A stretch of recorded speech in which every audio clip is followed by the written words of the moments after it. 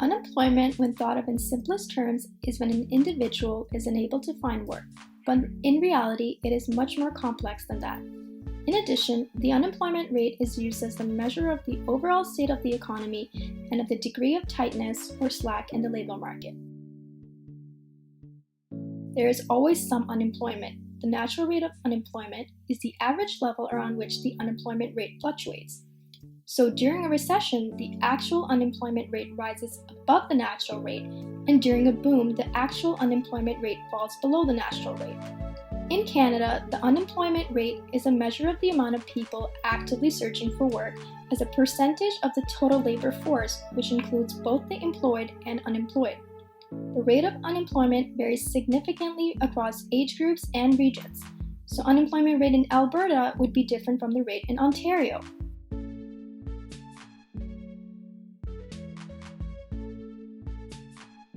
There are two main kinds of unemployment, frictional and structural.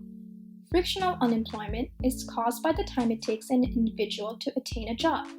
It may take an individual longer to find a job due to job preferences, different skills, geographic locations, or simply due to information of job vacancies not being readily available. This issue occurs even when wages are flexible and there are sufficient amount of jobs available. Structural unemployment occurs as a result of rigor wages and job rationing.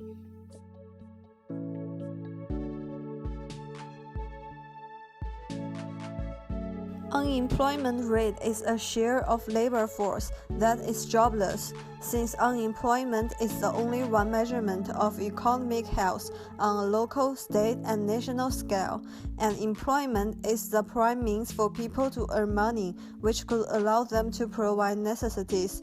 Study of the trend of unemployment in Canada is getting more and more important for people. The increasing or decreasing rate of people losing jobs can lead to some social problems. Canada's unemployment rate falls to lowest in nearly 9 years. The report from Trading Economics shows unemployment rate in Canada is at 6.3 in October of 2017. Through analyzing the data we have, it is able to tell what is going on in the market, what problems are still exist in the whole society, and what kinds of policies or programs work well.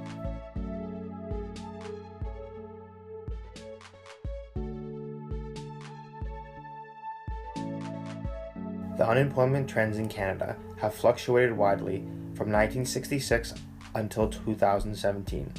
Canada has reduced its unemployment rate from 6.9% in December 2016 to a recently increased 6.3% in October 2017. This reduction in unemployment rate is due to a net job gain of 374,000 between both the full-time and part-time employment sectors. This is an overall increase in employment by 2.1%. Unemployment rate in Canada averaged 7.69% from 1966 until 2017, reaching an all-time high of 13.1% in December of 1982 and a record low of 2.9% in June of 1966. Furthermore, for province to province, Ontario's unemployment rate is now sitting at 5.8%. The lowest it's been since January 2001 from Statistics Canada reported. The monthly labor force survey puts Ontario's jobless rate well below the national average of 6.5%. It's itself the lowest national unemployment rate since October 2008. Statistics Canada says Ontario has added 96,800 full-time jobs in the past year. Subsequently, the jobless rate in Ontario would experience a continuous decrease in the following 8 years.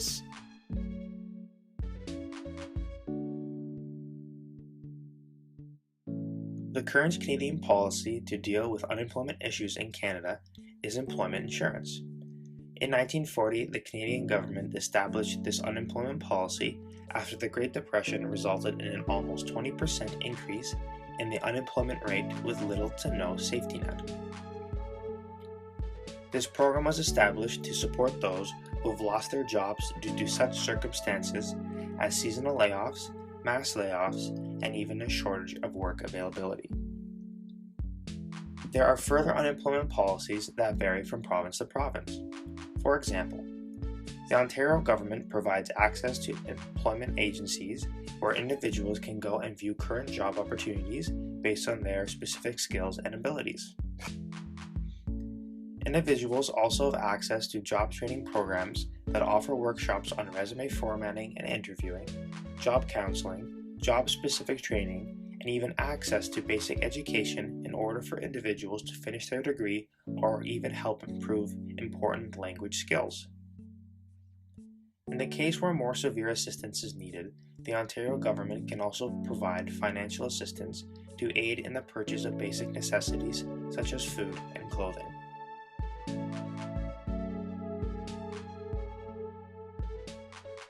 In order to be eligible to receive this benefit, you must be out of work without pay for 7 consecutive days during the last 52 weeks, are actively searching for work, are willing and able to work, and have accumulated 400 to 700 hours of work at a recent source of employment. Individuals will not qualify for this employment benefit if they have voluntarily left their employment source, were dismissed for reasons of misconduct, are currently unemployed due to labor disputes such as strikes, or have been admitted to a form of correctional facility. The EI benefit provides financial support to individuals while searching for work. The average recipient could receive a maximum benefit of $543 or 55% of their average weekly earnings per week, totaling $51,300 annually. The duration of the benefit will be distributed between 14 to 45 weeks depending on the regional unemployment rate. Employment insurance is beneficial for those individuals who have lost their jobs through no fault of their own. It also provides financial support while the individual is unemployed and actively searching for work. However, this benefit can also reduce work incentives by inducing individuals to consume more leisure instead of searching for work. Those who have not or are unable to participate in the labor force are not eligible to receive employment insurance. Furthermore, if an individual is unemployed because they have voluntarily left their source of employment, was dismissed for reasons of misconduct, have participated in labor disputes, or have been admitted to a form of correctional facility, they will not receive the unemployment benefit even though they have contributed to it.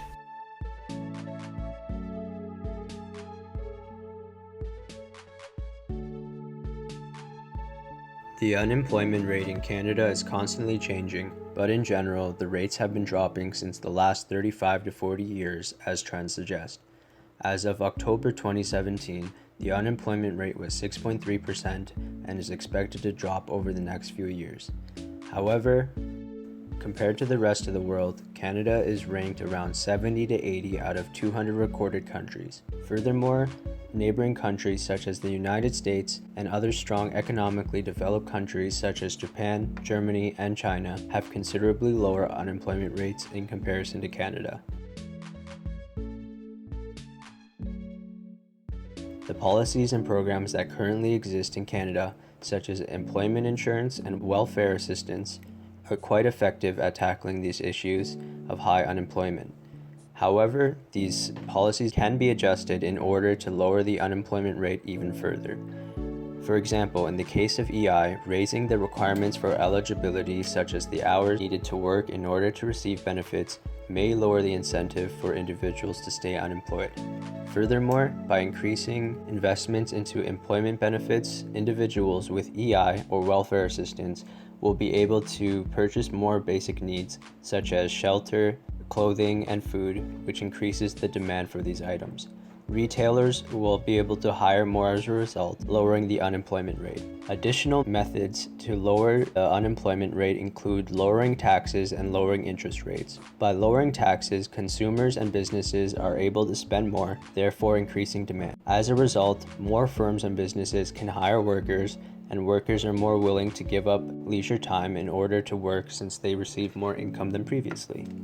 Lowering interest rates works in a similar way, as it will allow families to borrow more for items such as cars, homes, electronics, which stimulates the demand for goods. Businesses borrow less and at a lower rate of cost, which means businesses can also hire more workers due to the increase in demand for products.